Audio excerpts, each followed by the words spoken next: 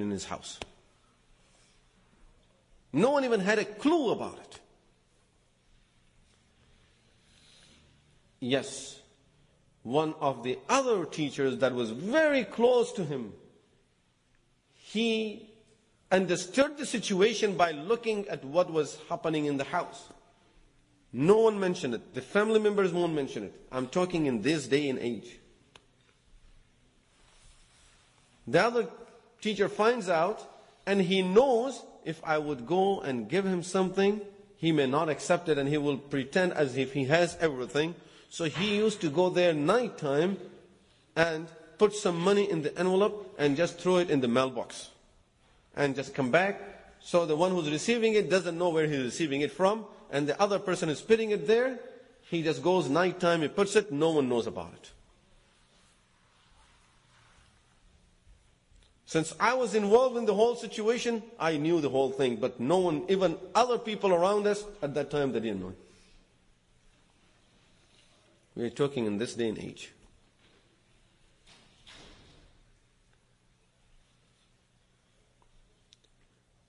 وَيَجْرِي لَهُ مِنَ الْحَسَنَاتِ كَعَامِلِ الْحَسَنَاتِ. He will get the reward for the deeds that he used to do when he was outside. Something that we really need to think about. When we became virtuous according to our understanding by doing some ibadah, some extra nawafil, by reciting some extra tasbihat in Quran, we need to look at this part of our life. How our days are being spent, and people around us may be in the situation. Yes, there are people who won't say it. Just as I gave you the example. That here is a person, no one even know about him. And he would never mention it. Allah subhanahu wa ta'ala, as He gave us this wealth, He gave us some responsibilities with it. And remember, look at the ayahs of Al-Quran and look at the ahadith of Rasulullah sallallahu alayhi wa sallam. We will realize that one of the responsibilities the Sharia is loading on our shoulders is that it's not for people to come and ask us, it's for us to go and look for those people. This is not up to them to come and ask us. Now, because we have it, it's up to us to go out and look for those people. This is one of the responsibilities that comes with the wealth. We decided we want the wealth. We want to be wealthy. Okay, get it. But it comes with responsibilities. And we won't be able to use this excuse that I didn't know. We got it, now it's our responsibility.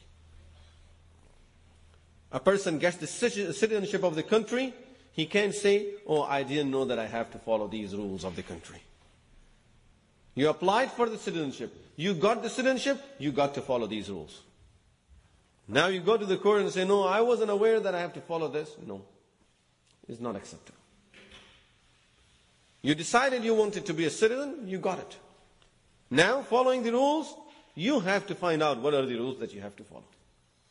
No one is going to come and tell us all of these rules. We have to find out.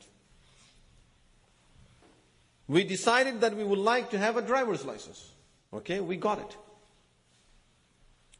That was not forced. That you have to have a driver's license. We were not forced to. We got it. Now it's our responsibility that we have to know the rules and regulations that go with it. We violate those rules, you tell the officer, I'm sorry, I didn't know that these are the rules. You have a license, it was your responsibility to follow the rules. This is not a valid excuse. We decided we want to live a good life, luxury, mashallah, everything. Alhamdulillah, got it. Comes with it, you have to find out. We have to find out. Now this is our responsibility. Who are the people that would need it? And we have to take care of those people. ليس المؤمن الذي يبيت شبعان وجاره جائع. Rasulullah sallallahu alayhi wa sallam says, a person who is going to bed and his stomach is full, his neighbor is going to sleep while he's hungry, this person, the person he cannot be a mu'min. He cannot be a mu'min if he eats and his neighbor is hungry. Oh, I didn't know he was hungry. Whose responsibility is? Is it his responsibility to come and beg us every day that I need some food? No. Look into the ayahs of Quran, look into the hadith of Rasulullah sallallahu alaihi wasallam. It's not his responsibility, it's our responsibility. It's a responsibility that comes with this wealth.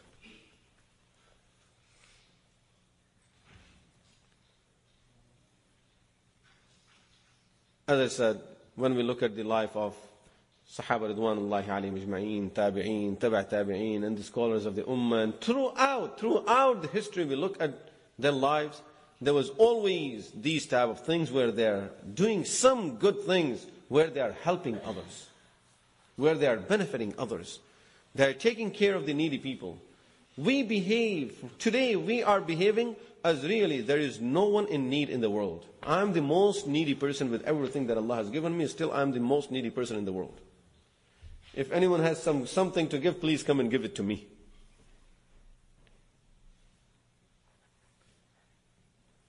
Whereas the reality is not that. So, anyway, that is something that we may have to think about it ourselves, and no time to go into more details of it. I was just explaining the words of Rasulullah sallallahu alaihi wasallam, al-mu'takifu ya'takifu dhunub. The person who comes to the itikaf, he has protected himself from the sins. وَيَجْرِي لَهُ مِنَ الْحَسَنَاتِ كَعَامِلِ الْحَسَنَاتِ. He will keep on receiving the good deeds as if he was doing it outside. Whatever he was doing while he was outside, those good deeds will not stop. He will keep on receiving those good deeds.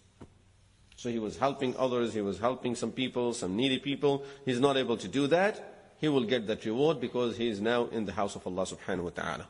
He has devoted this time for Allah subhanahu wa ta'ala. What a great ibadah this is. And then on top of that, it gives us more opportunity to make the use of our time. Very briefly, to make the best use of our time, we have to do few things. Number one, make sure that our time is occupied in the ibadah of Allah subhanahu wa ta'ala. We don't even think of doing anything else. Can I make a phone call? Can I write letters? Can I do this? Can I do that? Leave all of this is out of question. Forget about fatwa. Go and ask Mufti Sahib. Mufti Sahib said this is allowed. Sharia does not put restrictions, strict restrictions at every point that you can't do it. It gives layouts so that in case we are stuck, we are still able to do something. It's leniency over there of the Sharia. It doesn't mean this is how we should just do it all the time. For example, you ask a scholar, you ask a mufti, that I had a little blood on my cloth. Was my salah valid? He looks at it, yes, for this much salah is valid. Doesn't mean every time we come for salah we have blood on our clothes. No, the thing is, it has to be clean and pure as we can. Now we find out later on, okay, this much I missed it. This much blood was there. I did it with it. It doesn't mean that we put that blood there and intentionally we come with the salah with that blood, with that urine, with that najasa. So, this leniency of the Sharia is because of our weaknesses. And we all are going to fall into these weaknesses sometime. But we need to look at the best form of doing things. What is the best way of doing it? So we should try to occupy ourselves into the ibadah of Allah subhanahu wa ta'ala as much as we can, beside the time of the necessities of the life, which is eating, going to the bathrooms and having some rest. Beside this, the whole time should be occupied in the ibadah of Allah subhanahu wa ta'ala. For that, scholars have suggested three things. Number one, reduce the amount of food that we eat. Whatever we normally eat, just start reducing that little by little. Of course, because of our weaknesses, is not that if we eat 2 bread, just make it 1. No, we won't be able to do that right away. Instead, reducing it little by little. It's something that, of course, we should have been doing it from Ramadan, from the beginning or before Ramadan, so that by now we are there. But nevertheless, for us, reducing simply means just eat to full, don't overfill it. Not even talking about 1/3. It's gone. After we are finished eating and thinking, I'm full, let me eat a little more because I'll be fasting tomorrow. And the person just keeps on going and on, forcing ourselves to eat more. I need some more. I have to do salah for the whole night. Let me have more food. This food will make us go to sleep, not do salah. So, reduce the amount of food. Overfilling the stomach, it's one of the worst things we would do to ourselves, really. If we go to it's one of the worst things. When we feel which means now it's getting heavy. I feel that my stomach is heavy now. That is one of the worst things we would do to ourselves in regarding to the use of these days of Ramadan. So reduce the amount of food. Try to control ourselves. It's difficult. When the food is in front of us, it's difficult. But this is something we should work on ourselves. Number 2, reduce the amount of sleep. And of course, this depends on the first item. If we overeat, we drink too much, we eat too much, then of course we will be sleeping too much. Very normal, very natural. We won't be able to control our sleep if we don't control our food. So if we think I'm going to eat more but I sleep less, that's not happening. And if we are really upset with ourselves at this time today that 20 nights are gone, 20 days are gone, and if I look at my schedule, I've been sleeping so many hours, then just for one day, let ourselves feel that I'm hungry today. No food, I'm hungry. And then try to sleep. Try to sleep while that feeling is there that I'm hungry. My stomach is empty, I need something. And lay down on your bed. We won't be able to sleep. We won't be able to go to sleep. I'm feeling hungry. So, these are two things that will go together. We reduce the amount of food, it will help us reduce the amount of sleep, it will help us reduce the time that we go and sit in the bathroom. The person is running back and forth to the bathroom, drank too much. Water, juice, tea, coffee, everything, mashallah, goes, and now throughout the day, 20 trips to the downstairs. There's all the effect of that. It will be the result of it.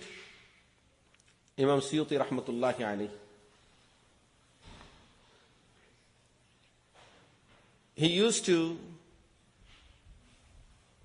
control his food so much that he used to use the bathroom once every 15 days. He used to go to the bathroom once every 15 days. His elderly mother used to complain to people about her son that my son is very weak. Because of his weakness, he has to eat more and then he uses bathroom too much. He goes to bathroom once every 15 days. His mother used to complain.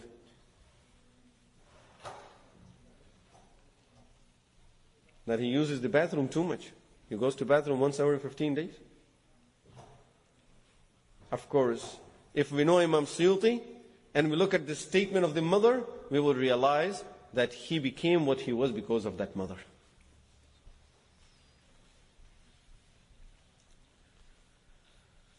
These are the two things that we need to control. But still they are less important than the third thing, which is the most important, and that is controlling our tongue. We need to control our tongue and learn how to control our tongue. One of the Sahaba Ridwanullahi alayhi majma'een, whose title was Hakim al-Ummah, the Hakim of this Ummah,